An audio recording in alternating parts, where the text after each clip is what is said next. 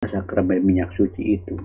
Saya masih ingat waktu di ICU dan waktu itu yang akan menerima operasi bebas 2 kali saya. Dan sakramen itu berdaya guna. Dan saya minta dengan kesadaran diri karena saya tahu arti dari makna sakramen pengurapan ini. Mari kita duduk dan berkumpul di sini, hilangkan duka lara dan beban di hati, mendengarkan renungan yang menginspirasi. Pojok Iman. Halo Bapak Ibu dan saudara yang terkasih, salam sehat penuh kerahiman Tuhan, salam katekese. Bersama Pojok Iman yang pada kesempatan kali ini menawarkan sebuah katekisme ajaran Gereja Katolik yang disampaikan dalam sebuah katekesis singkat. Semoga bisa berguna pada Anda dan saya menjadi sebuah peneguhan. Pada kesempatan yang indah ini saya mau bicara mengenai sakramen pengurapan orang sakit. Sebuah refleksi yang bagi kita sangat penting. Kalau sakramen adalah tanda dan sarana kehadiran Allah yang menyelamatkan, sekarang kita merumuskan mengenai sakramen orang sakit ini apa alasannya dan mengapa menjadi juga sakramen yang memiliki daya penyembuhan. Yang pertama kita mau mengetahui tentang kondisi manusia. Sakit adalah kenyataan manusia karena kelemahan dan sisi kodratinya. Itu tidak bisa kita tolak. Bahkan ada 3 macam penyakit ya yang bisa kita kenali, baik sakit yang secara fisik, Anda bisa lihat sakit apa ya, misalnya panu, sakit batuk, atau sakit cancer. Nah ini kita bisa datang ke rumah sakit, ini sakit fisik. Ada yang dinamakan juga sakit batin, luka-luka batin, sebel, kesel, dendam, itu kalau bisa ini menjadi sakit batin teman-teman. Dan ada juga yang dinamakan dalam kategori ini misterius. Dia nggak tahu sakitnya itu apa, itu ada. Dalam refleksi terdahulu kita pernah menyampaikan mengenai keadaan ini. Dan orang sakit bisa dikategorikan sebagai orang yang berada dalam kondisi tidak berdaya, tiada pengharapan lagi. Maka sakit memperlihatkan pula bahwa manusia ada dalam keadaan tidak abadi. Artinya dia bisa sakit. Sakit menurut iman Kristiani, refleksi orang-orang Katolik dirumuskan di sana. Sakit kerap dianggap orang sebagai sebuah kemalangan. Untuk apa sakit? Mengapa menderita? Apakah ada makna di balik rasa sakit? Dan penyakit ini memang merupakan misteri. Sesuatu yang bakal tersingkap kemudian. Dari pengalaman Yesus, kita bisa melihat banyak orang sakit datang kepada Yesus. Entah tuli, buta, lumpuh, kusta, pendarahan, dan sebagainya. Bahkan dalam Yohanes bab 9 ayat 3, bagaimana kondisi itu dapat kita lihat. Orang buta yang sejak lahirnya, waktu itu Yesus sedang lewat, lalu ada seorang buta yang sejak lahirnya, murid-muridnya bertanya, "Rabi, siapakah yang berbuat dosa, orang ini sendiri atau orang tuanya sehingga ia dilahirkan buta?" Jawab Yesus, "Bukan dia, bukan juga orang tuanya, tetapi karena pekerjaan-pekerjaan Allah harus dinyatakan di dalam dia." Maka Yohanes 9 ayat 3 melihat sakit sebagai mengungkap pekerjaan Allah yang menggerakkan hati manusia untuk mencintai sesamanya. Bukan salah dia, bukan keluarganya, atau bukan orang tuanya, tetapi karena pekerjaan-pekerjaan Allah itu harus dinyatakan di dalam dia. Maka sakramen ini menjadi penting ketika kita telah melihat kondisi manusia dan apa yang telah dilakukan juga oleh Tuhan Yesus.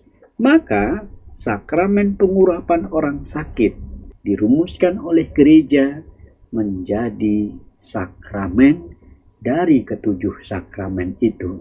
Lumen Gentium artikel 11 bahkan mengungkapkan begini. Melalui perminyakan suci dan doa para imam, seluruh gereja menyerahkan orang yang sakit kepada Tuhan yang bersengsara dan telah dimuliakan supaya ia menyembuhkan dan menyelamatkan mereka, bahkan secara bebas menggabungkan diri dengan sengsara dan wafat Kristus. Bahkan Yakobus 5 ayat 14-15 diungkap di sana juga dalam Perjanjian Lama, Yesaya bab 1 ayat 6 atau Yeremia bab 8 ayat 22 atau Lukas bab 10 ayat 34 atau Markus bab 6 ayat 13. Dikatakan di sana sakramen ini memiliki daya sembuh, memiliki juga sebuah ungkapan iman, menyerahkan semuanya kepada penyelenggaraan ilahi. Bahkan dalam daya sembuh ini, doa-doa ini dalam Perjanjian Lama bisa dijadikan sebagai obat. Dasar sakramen pengurapan sakit ini akhirnya dibuat oleh gereja menjadi bagian dari pelayanannya. Nanti di sana juga ada istilah yang namanya viaticum atau bekal suci, semacam komuni terakhir bagi orang sakit yang dalam keadaan parah. Maka saudara-saudara yang terkasih, apa yang paling esensial dari sakramen pengurapan ini? Melalui doa dan urapan minyak suci. Dan sakramen ini boleh diterimakan berkali-kali, tentu dalam jangka waktu yang tertentu ya. Misalnya seminggu atau 2 minggu sekali. Tapi ini boleh berulang kali. Termasuk Ekaristi, termasuk sakramen pendamaian, itu boleh berulang-ulang kali. Yang nggak boleh berulang-ulang kali itu apa? Ya kan? Imamat, keluarga, kemudian kerisma, kemudian baptis, itu tidak bisa berulang kali, ya kan? Dan dalam catatan ini, kepada mereka dalam keadaan lemah fisik, bisa karena faktor usia teman-teman, nggak harus sakit keras loh, tapi juga dalam keadaan sakit keras, apalagi bahaya mati. Ini ada 3 kriterianya. Seringkali kita salah paham, seakan-akan kalau orang diberi sakramen minyak suci, itu orang itu pengen mati, jadi kita jadi takut. Enggak, padahal gereja merumuskan sakramen ini diterimakan sebagai wujud mendoakan dan memberi pengurapan minyak suci kepada mereka yang ada dalam keadaan lemah fisik, pasti ya, bisa faktor usia, ada dalam sakit keras, dan juga ada dalam bahaya mati. Saya saja sudah terima 2 sakramen minyak suci itu. Saya masih ingat waktu di ICU dan waktu itu yang akan menerima operasi bebas 2 kali saya. Dan sakramen itu berdaya guna. Dan saya minta dengan kesadaran diri karena saya tahu arti dari makna sakramen pengurapan ini. Bila masih memungkinkan saudara-saudari, maka diberi viaticum atau bekal komuni terakhir kalau orang dalam keadaan sakit yang sudah di terminal. Tapi ini bukan sakramen terakhir. Tujuan dari sakramen pengurapan ini adalah memohon karya Allah agar menguatkan dan menyembuhkan orang-orang sakit. Itu kan diungkap dalam Yakobus bab 5 ayat 14 sampai dengan 16. Maka saudara-saudara yang terkasih, sakramen pengurapan sakit bagi gereja akhirnya menjadi sakramen yang amat sangat penting juga. Meski sakit merupakan sebuah misteri, tetapi orang-orang Kristiani, khususnya kita orang Katolik, melihatnya dalam terang iman, bahwa Allah sendiri yang menampakkan diri dan bersabda, "Ketika aku sakit, engkau melawat aku," dan sebagainya dan sebagainya. Itu Anda bisa kita lihat dalam Injil Matius bab 25 ayat 36. Dan kita orang-orang Kristiani juga melihat dalam sakramen ini Allah hadir dalam diri orang sakit, dan barang siapa menaruh perhatian kepada orang sakit, ia akan berjumpa dengan Allah sendiri dan akan merasakan rahmat kasih yang berlimpah. Bandingkan itu Mother Teresa from Calcutta. Ketika dia melihat ada orang yang terlantar, ada yang masukin tong-tong sampah, dia bagaikan melihat Yesus Kristus sendiri, kemudian mengangkatnya, memanusiakannya, dan mencoba untuk menyiapkan dia dalam keadaan kalaupun mati secara manusiawi, bukan dimasukin dalam tong. Ini Mother Teresa from Calcutta.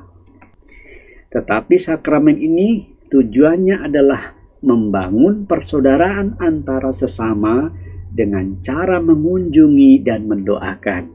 Anda boleh lihat 1 Korintus bab 12 ayat 26. Bentuknya bisa: 1. Mengunjungi orang sakit dan menempatkan mereka supaya kita pun bisa sehati sejiwa dengan penderitaan manusia.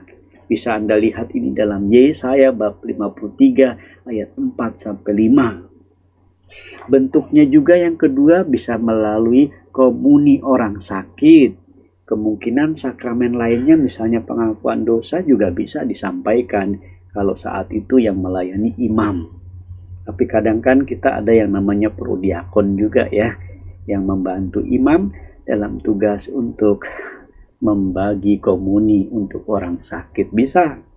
Dan kalau kita bisa melihat dalam kutipan kitab suci sebagai doa, kalau kita mau menghantar atau mengunjungi orang sakit, banyak itu ya inspirasinya. Anda boleh ambil dalam Lukas bab 11 ayat 5-13 tentang mintalah maka kamu akan diberi, atau 2 Raja-Raja bab 20 ayat 1-5, aku akan menyembuhkan engkau. Ini bisa juga menjadi bahan doa. Atau Yesaya bab 53 ayat 3-5, oleh bilur-bilurnya kita menjadi sembuh. Itu juga bisa. Atau Matius 9 ayat 1-8, percayalah hai anakku, dosamu diampuni. Dalam catatan lain juga Markus bab 4 ayat 35-41 juga mengatakan, aku ada bersamamu, jangan takut.